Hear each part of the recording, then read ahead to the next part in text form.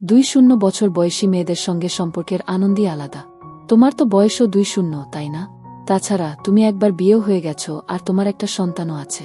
তো তুমি আমার জন্য একদম পারফেক্ট সঙ্গী, তাই না? সামনে থাকা ওই ব্যক্তির এমন কথা শুনে আমার প্রথমে রাগ হওয়ার চেয়ে অবাক লাগল বেশি। একজন অবিবাহিত ছেলে আমার অতীত জানলেও বিয়ের প্রস্তাব নিয়ে আসছে।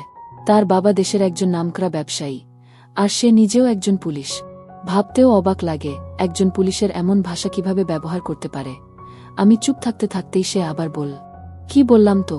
ঠিক বললাম না? আমার নাম মীরা, বয়স ২-০ বছর, বাড়ি ঢাকার একটি মধ্যবিত্ত পরিবেশের বাড়ি, যেটা শহরের মাঝারি এলাকায় অবস্থিত। ছোট একটি ফ্ল্যাটে থাকে মা আর ছোট ছেলে রিহানের সঙ্গে। ভালো পরিবেশ না হলেও শান্তিপূর্ণ। বাবা কিছু বছর আগে চাকরির জন্য বিদেশে গেছেন, দীর্ঘদিন ধরেই দেশে নেই, খুব একটা যোগাযোগ নেই। মা গৃহিণী, খুব মমতাময়ী, সবসময় মীরার পাশে থাকে। অনেক সময় কাঁদে মীরার কষ্ট দেখে, কিন্তু শক্তি দিয়ে তাকে সামলাতে সাহায্য করে। বর্তমানে উচ্চ মাধ্যমিক পর্যায়ে পড়াশোনা করছিল, কিন্তু পরিস্থিতির জন্য পড়াশোনা থেমে গেছে। মাঝে মাঝে পড়াশোনার প্রতি মন দেয়। চাকরির জন্য প্রস্তুতি নিচ্ছে, ছোট ছোট জবের চেষ্টা চালাচ্ছে। ভালো একটা কাজ পেয়ে স্বাবলম্বী হওয়ার স্বপ্ন দেখে। প্রায় ৫ ফুট ৪ ইঞ্চি, মাঝারি আকৃতির, মোটামুটি গড়নের, একদম স্লিম না হলেও মোটা ভাবও নেই। আনুমানিক ৫ কেজির আশেপাশে। গায়ের রং হালকা মেখলা, মসৃণ ত্বক, চোখ বড় এবং ভ্রু একটু মোটা, চোখে মাঝে মাঝে কিছুটা দুঃখ লুকিয়ে থাকে। কাঁচা কালো, মাঝারি দৈর্ঘ্যের, সাধারণত সোজা অথবা সামান্য মোচড়ানো। হাঁটার ভঙ্গি ধীর ও সাবধানে হাঁটে, কিন্তু দুই মনোবল দেখায়। হাঁটার মধ্যে আত্মবিশ্বাসও থাকে। পিছন থেকে চেহারা গড়নের মধ্যম ধরনের, কোমর ও পেছনের অংশ কিছুটা বক্ররেখা রয়েছে। স্নিগ্ধ ও নারীর মতো রূপে সাজানো দেহের বিশেষ কিছু লক্ষণ। হাত ও পায়ের নখ সবসময় পরিচ্ছন্ন রাখে, আঙ্গুল পাতলা কিন্তু শক্ত এবং সাবলীল। আমি শান্ত কণ্ঠে বললাম, দেখুন মিস্টার রেয়ান, আমি বুঝতে পারছি না আপনি কেন এমন কথা বলছেন, আর বিয়ে করতে চান কেন। সে ভ্রু কুঁচকে বলল, মিস, আপনার নাম কি বলতো তো? আমি একটু বিরক্তিতে বললাম, আমার নাম মীরা। সে হাসিমুখে বলল, ও মরুভূমি। বলছিলাম। আমি একটু হাসি দিয়ে বললাম, না, আমার নাম মীরা, মরুভূমি না। সে কোনো ভাবতেই ছাড়ল না। যাই হোক, আমি তোমার মতো একজন মেয়েকে শুধু আমার জীবন সঙ্গী হিসেবে চাই, আর কিছু না। আমি প্রশ্ন করলাম, তাহলে বিয়ে প্রস্তাব দিলেন কেন? সে বোধহয় একরকম রাগজিদ নিয়ে বলল, যাতে সমাজ তোমাকে অন্য চোখে না দেখে, আর বিয়ে না করলে আমার নামও খারাপ হবে। তোমরা তো গরিব, তুমি আর তোমার মা হয়তো তোমার সন্তানকে ভালোভাবে লালন পালন করতে পারো না, তাই আমি করব। এতে তোমারও লাভ হবে। আসল কথা, আমি তোমার শরীর পছন্দ করি, প্রতিদিন তোমার সঙ্গে থাকতে চাই, তাই বিয়ে করব। সে কথাগুলো শুনে আমার রাগ আর চেপে রাখা সম্ভব হল না। অসভ্যতার কোনো সীমা নেই তার। রাগে পাশে রাখা চা দিয়ে তার মুখে মেলা মারলাম আর চেঁচিয়ে উঠলাম, এই মুহূর্তেই আমার বাসা থেকে বের হয়ে যাও, আর কখনো আমার আশেপাশে যেন না দেখাই। রেয়ান কোনো কথা না বলে রাগী চোখে একবার তাকিয়ে তার গার্ডদের নিয়ে চলে গেল। ও চলে গেলেও আমার রাগ কমল না। কি ভেবেছিল সে? আমি আমার সন্তানকে ভালোভাবেই লালন পালন করব। আমার একবার বিয়ে হয়েছে বলে কি আমাকে এভাবে কথা বলবে? আসলে ওর আচরণ বুঝতে পারছি না। হঠাৎ মায়ের ডাক শুনে আমার মন একটু শান্ত হল। কি রে, ছেলেটাকে এমন করে গেল কেন? কিছু বলেছিস নাকি? আমি বললাম, না মা, আমি কোনো উল্টো কথা বলিনি। ওই লোকটাই অনেক বাজে কথা বলেছে আমাকে। আমি তো আগেই বলেছিলাম আমি এভাবে থাকতে পারব। আমার ছেলেকে আমি নিজেই মানুষ করব, কাউকেই লাগবে না। মা করুণ চোখে আমার দিকে তাকিয়ে আস্তে কাঁধে হাত রাখল। মাফ করে দে মা, আমি তোকে এত কষ্টে দেখতে পারছি না। যখন ও ছেলেটা বিয়ের প্রস্তাব দিল, তখন আর না মানতেই পারলাম। ভাবিনি এমন হবে। মা কাঁদতে শুরু করল। আমি হাসি দিয়ে তাকে জড়িয়ে ধরলাম। কাঁদো না মা, শুভ যা করেছে তার জন্য শাস্তি পাবে। আমরা একদিন সুখে থাকব। আমার চাকরিটা ভালো হয়ে যাক, সব কষ্ট চলে যাবে। তুমি, আমি আর রিহান একসাথে থাকব। মায়ের চোখ মুছে দিয়ে সেই সময় আমার ছোট্ট ছেলে রিহান এসে আমার কাছে জড়িয়ে ধরল। মা, তুমি আর নানু কি কাঁদছ? চোখে পানি কেন? আমি বললাম, না, আমরা হাসছি, দেখো। আমরা সবাই হেসে উঠলাম। ছোট্ট রিহানও আমাদের হাসি দেখে খুশি হয়ে উঠল। ওর জন্যই তো এত কিছু সত্ত্বেও বেঁচে আছি। রিহানের কপালে আদর করে বললাম, চকলেট খাবি? আয়, আমরা একসাথে চকলেট খাবো আর গল্প করব, ঠিক? সে বলল, চকলেট খাবো আর গল্প করব। রিহান খুশিতে নাচতে লাগল। ওটাই আমার পৃথিবী। দিনটা হাসি আর আনন্দে কাটল, কিন্তু রাতটা ছিল একদম আলাদা। রিহান ঘুমিয়ে গেলে শুভর কথা মনে পড়ে, আর সেই লোকটার কথাগুলো, যিনি আমাকে এত বাজে কথা বলেছেন। সত্যি কি এই ছিল আমার জীবনের ভাগ্য? শুভ আর আমি তো ভালোই ছিলাম, তাহলে কেন এমন হলো? কেন ও ছেড়ে চলে গেল? কেন রাতটা কষ্টে কাটল? সকালে উঠে ইন্টারভিউয়ের জন্য প্রস্তুত হলাম। রিহান ঘুমিয়েছিল, তাই তার কপালে চুমু দিয়ে মাকে জড়িয়ে বিদায় নিলাম। ফুটপাতে দাঁড়িয়ে রিকশার খোঁজেছিলাম, কিন্তু রিকশা পাচ্ছিলাম না। তাই হাঁটা শুরু করলাম। হঠাৎ এক গাড়ি এসে আমার সামনে থামল। কোনো কথা ছাড়াই আমাকে গাড়ির ভিতরে উঠিয়ে দিল। গাড়ির ভিতরে ঢুকতেই দেখলাম রেয়ান এক হাতে জুস খাচ্ছে আর অন্য হাতে ফোনে ব্যস্ত। হঠাৎ তার কয়েকজন সঙ্গী এসে আমার হাত পা ও চোখ বেঁধে দিল। মীরা তখনও পুরোপুরি বুঝে উঠতে পারছিল না তার জীবনে এমন কি ঘটছে। রেয়ানের অদ্ভুত বাগান থেকে শুরু করে তার অশ্লীল ও বেদনাদায়ক কথাবার্তা, সব মিলিয়ে যেন এক মায়াবী ছায়া তাকে ঘিরে ফেলেছে। তার মাথার ভেতর অগোছালো চিন্তায় থেকে যাচ্ছে, ঠিক যেন নিজের জীবনের নিয়ন্ত্রণ হারিয়ে ফেলেছে। মা আর ছোট ছেলেকে নিয়ে কাটানো তার সুখের দিনগুলো এখন যেন একটা দুর্লভ স্মৃতি মাত্র। রেয়ানের প্রস্তাব বাতিল করে দিলেও মনে গুঁড়ো গুঁড়ো করে যায় অজানা ভয় আর অনিশ্চয়তা। তারপর একদিন বিকালে যখন রিহান স্কুলে গেছে, মীরা একা বসে থাকল তার ছোট খাট ঘরে। হঠাৎ ফোন বেজে উঠল। রেয়ানের নাম দেখে রাগ ভয় মিশ্রিত ভাবনা আবার মাথায় কুড়ে ঘরে উঠল। মীরা, আজকের জন্য কিছু সময় আছে? দেখা করব। রেয়ানের গলায় এক অদ্ভুত সুর ছিল, যেন কোনো রহস্য লুকানো। মীরা অনেক দ্বিধা বোধ করলেও বাচ্চার জন্য একটু শক্ত থাকার চেষ্টা করেই সম্মতি দিল। সন্ধ্যায় তারা এক ছোট ক্যাফেতে মিলিত হল। রেয়ানের চাহনিতে যেন কোনো অন্ধকার মোড় লুকানো। সে কথা বলতে বলতে হঠাৎ বলল, তুমি আমার জীবনে একটা বিশেষ জায়গা দখল করবে, সেটা সময়ের মধ্যেই বুঝবে। মীরার হৃদয় তখন হঠাৎ দ্রুত স্পন্দন করতে লাগল। কি হতে চলেছে? রেয়ানের কথা কি তার জন্য নতুন বিপদের ইঙ্গিত? সে বুঝতে পারল এই সম্পর্ক তার জন্য সহজ হবে না, কারণ এখানে আছে রেয়ানের এমন কিছু রহস্য যা একদিন প্রকাশ পাবে, আর তখন মীরাকে তার সঠিক সিদ্ধান্ত নিতে হবে।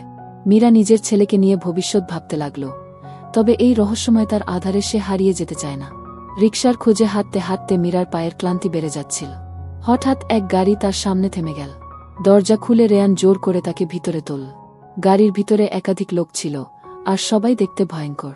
মীরার শরীরে একটা অজানা শঙ্কা বাসা বাঁধল। হঠাৎ তার হাত পা ও চোখ বেঁধে দিল কেউ। রেয়ানের ঠোঁটের ধারে এক বাঁকা হাসি ফুটল। এখন থেকে তুমি আমার হাতের মুঠোয়, আর কেউ তোমার কাছে আসতে পারবে না। মীরা অন্তর থেকে চিৎকার করতে চাইল, কিন্তু মুখ বন্ধ থাকার কারণে কিছুই বের হল না। গাড়ি ধীরে ধীরে অন্ধকারের দিকে এগিয়ে যেতে লাগল। তার মনে হল এদিনের আলো আর সূর্য যেন তার জীবনে থেকে অনেক দূরে। গাড়ি থেমে যাওয়ার পর তাকে নামিয়ে একটি অজানা স্থানে নিয়ে যাওয়া হল। চারপাশে শুধুই কাদা, ঝোপঝাড় আর ভাঙা দেয়াল। মীরার শরীর থেকে ঘাম ঝরছিল, কিন্তু সে দম নিতে পারছিল না। হঠাৎ এক দমকলের শব্দে দূরের গাছগাছালি কেঁপে উঠল। কারো পায়ের ছাপ কাছে আসছে। সে বুঝতে পারল কেউ তাকে খুঁজছে। এই সুযোগে মীরা চেষ্টা করল হাত পা ছাড়া করার। তার হৃদস্পন্দন এত দ্রুত যে মনে হচ্ছিল পৃথিবী থেমে যাবে। রেয়ান ধীরে ধীরে কাছে এসে বলল, তুমি কি সত্যিই ভাবো কেউ তোমাকে উদ্ধার করবে? আমি তো তোমাকে চিরকাল আমার রাখব।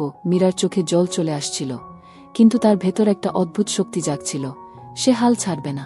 সেখানে অন্ধকারের মাঝে বেঁধে রাখা অবস্থায় মীরা নিজের জীবনের জন্য যুদ্ধ শুরু করল। বেঁধে রাখা অবস্থায় মীরার শরীর আজ আরও দুর্বল লাগছে। হাত পা চোখ সব বন্ধ, কোনো আশা নেই মুক্তির। তার শরীরে ঠান্ডা ঘাম ঝরছে আর শ্বাস নিতে কষ্ট হচ্ছে। রেয়ান তার সামনে দাঁড়িয়ে সেখানকার বাতাসের মতোই শীতল চাহনি দিয়ে তাকাচ্ছে। মীরার মন একবারে ভেঙে পড়ল। কাঁদতে কাঁদতে তার গলা আটকে আসছে।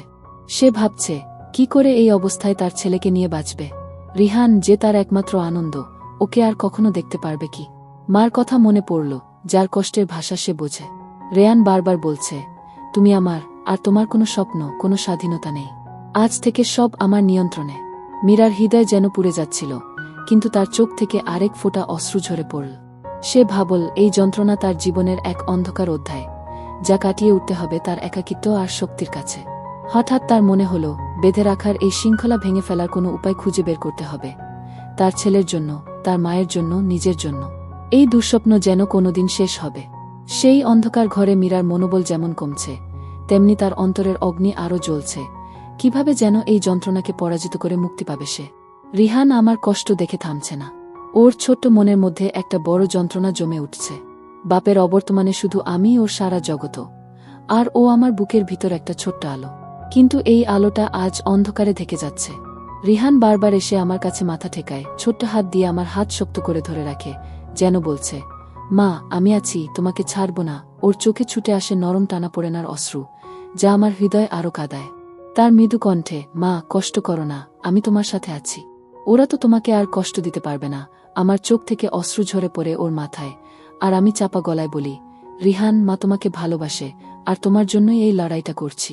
সব কিছু ঠিক হয়ে যাবে। তবুও ওর ছোট্ট কাঁধের ওপর ভার পড়ে, আর ও চুপচাপ আমার কষ্ট সহ্য করতে থাকে। ওর এই ছোট্ট মনের অদ্ভুত শক্তি আর ভালোবাসা আমাকে বাঁচার নতুন শক্তি দেয়। রাত পোহালেও মীরার মন থেকে কষ্টের ছায়া মুছে যায় না। রিহানের মিষ্টি স্নেহ আর সাহস দেওয়ার কথাগুলো যেন কিছুটা হলেও ঘন অন্ধকারে আটকে থাকে। কিন্তু হঠাৎ একটা ফোনে কাঁপতে থাকে তার হাত। স্ক্রিনে নাম দেখে মীরার বুক ধক করে ওঠে। সেটা ছিল শুভর নাম্বার। মীরা গম্ভীর মুখে ফোন ধরে, হ্যালো। ফোনের ওই পাশে শুভর কণ্ঠ, ঠান্ডা, নির্মম, আর বেশিরভাগ সময় কঠোর। মীরা, তোমার সঙ্গে কথা বলতে হবে। সব ঠিকঠাক করতে চাই। মীরার চোখে অন্ধকার জমে গেল। তুমি কি বলতে চাও? যেদিন ছেড়ে গেছিলে তারপর থেকে তো তুমি একবারও যোগাযোগ করনি। শুভর কথা থেমে গেল। আমি আসছি, কথা বলবো। কিছু ভুল বুঝাবুঝি হয়েছে।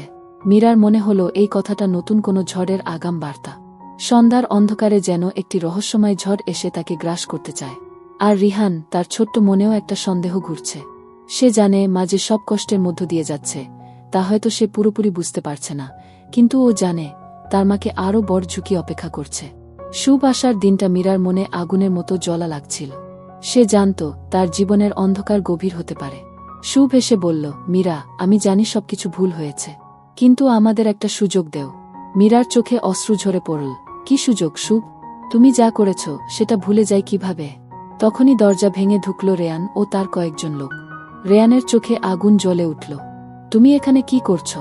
আমাকে আর তোমাকে আলাদা করতেই হবে, সে ধমক দিল। মীরার হৃদয় দাউ দাউ করে ওঠে। সে বুঝতে পারল এটা শুধু মানসিক খেলা নয়, ওদের মধ্যে একটা বড় ষড়যন্ত্র চলছে। রিহানও বুঝতে পারল মা বিপদে আছে। তখনই রিহান চেঁচিয়ে উঠল, মা, আমি তোমার পাশে আছি। আমি তোমাকে ছেড়ে যাব না। মীরার চোখে নতুন শক্তি জাগল। সে স্থির সিদ্ধান্ত নিল, সব কষ্টের মাঝেও সে লড়বে, রিহানের জন্য, নিজের জন্য। রেয়ান আর তার লোকজন ধীরে ধীরে মীরার কাছে এগিয়ে আসছিল। চারপাশ ঘন অন্ধকারে ঢাকা, কেবল কিছু দূরের ফ্লুর আলো তাদের মুখাবজব হালকা করে তুলে ধরছিল। মীরার বুক ধুকপুক করে উঠল, কিন্তু ভয় না পেয়ে সে নিজের ভেতরকার শক্তি খুঁজতে লাগল। তার ছোট্ট ছেলে রিহান হাত বাড়িয়ে ধরে বলল, মা, তুমি একা নও, আমি আছি। রেয়ানের ঠোঁটে একটা কুৎসিত হাসি ফুটে উঠল।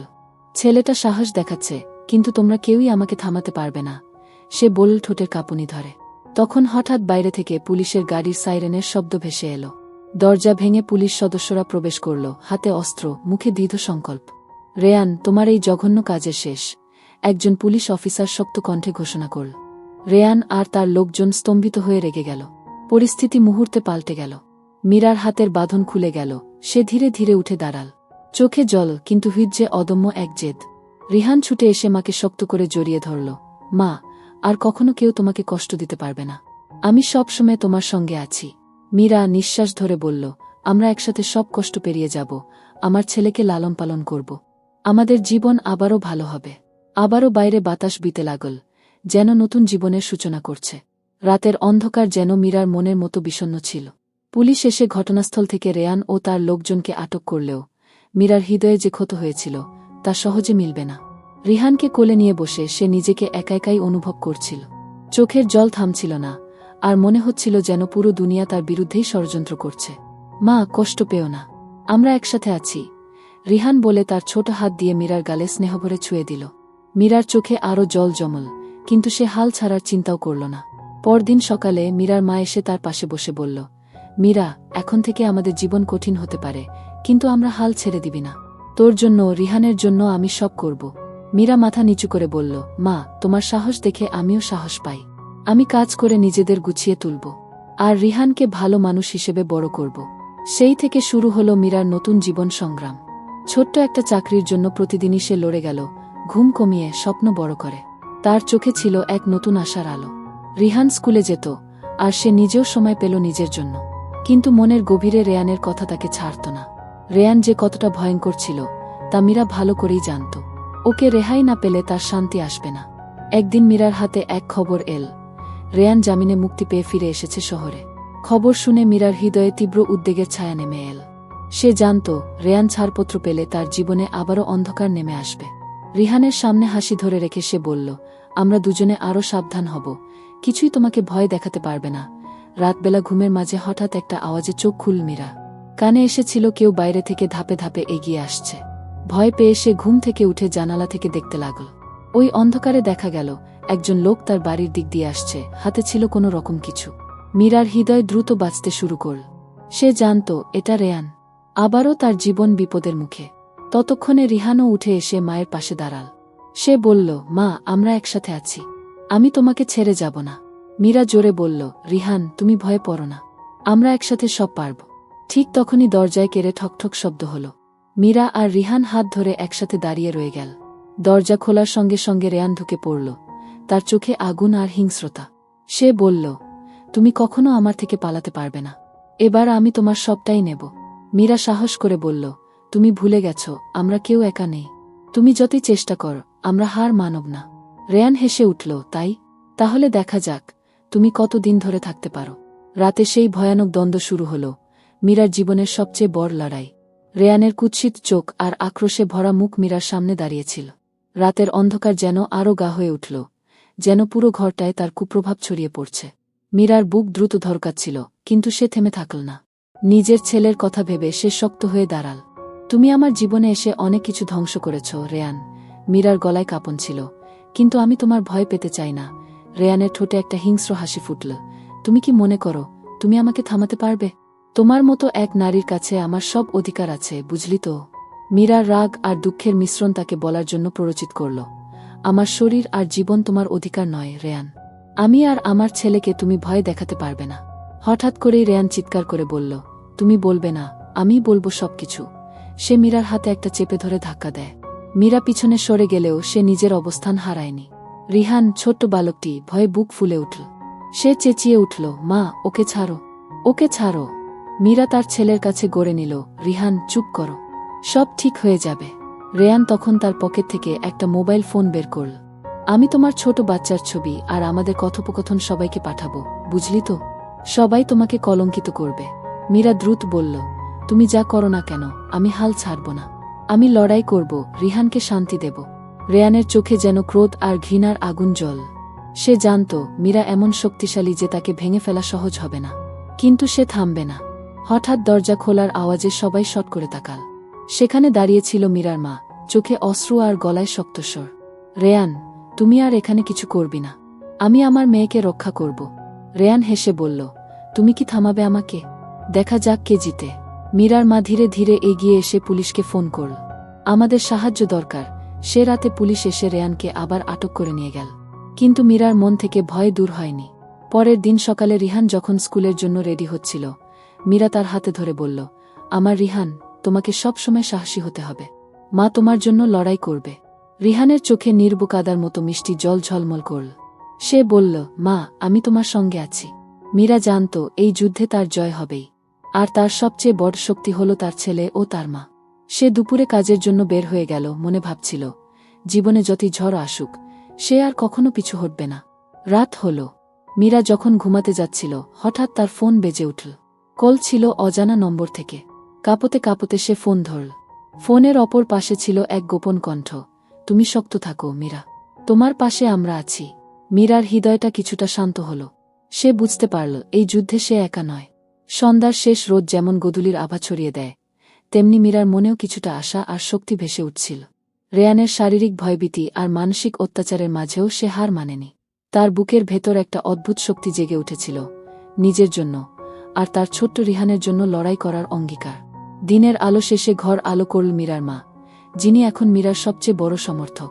দুইজন মিলে একটা পরিকল্পনা তৈরি করল। রেয়ানের কুৎসিত হাতে আর পা দেবেন না তারা। কিন্তু মীরার মনে লেগেই রিল রেয়ানের ধমক, তার ভয়ানক কথাগুলো। কিভাবে সে সেই সব থেকে রক্ষা পাবে?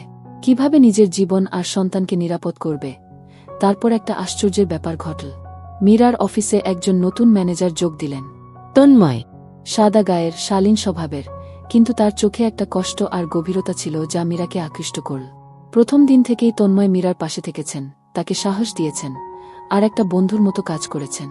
মীরা মনে করতে লাগল, হয়তো এই কঠিন সময়েই কেউ তার পাশে দাঁড়াবে। একদিন অফিস শেষে তন্ময় বললেন, মীরা আপা, আপনার সঙ্গে কথা বলতে পারি একটু? মীরার মনে একটা আশার আলো জ্বল। সে বলল, অবশ্যই। তন্ময় ধীরে ধীরে বলল, আমি শুনেছি আপনার কিছু কঠিন সময় যাচ্ছে। আপনি খুব সাহসী মহিলা।